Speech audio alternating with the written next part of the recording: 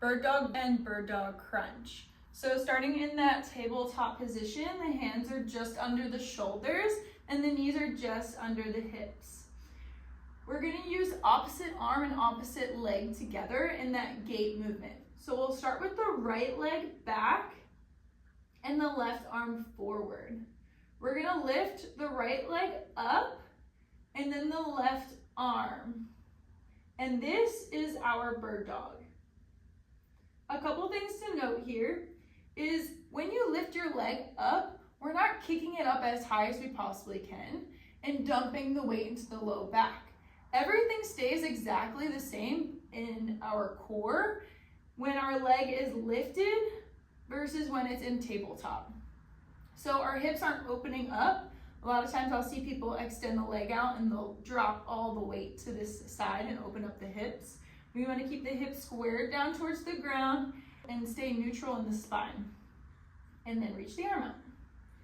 So we'll do the same thing on the other side. Our leg kicks back. We're keeping the hips squared down towards the ground.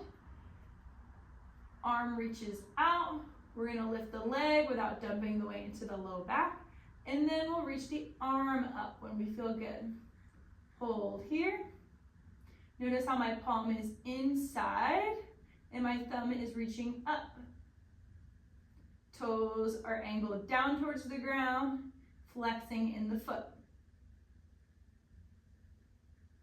Moving into the bird dog crunch. Starting in your bird dog, we're going to crunch the elbow and the knee in and then reach out.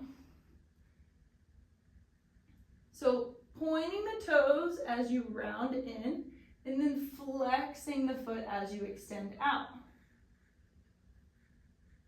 Really think about rounding the spine as you pull in, creating that C curve. And then moving back to that neutral setting.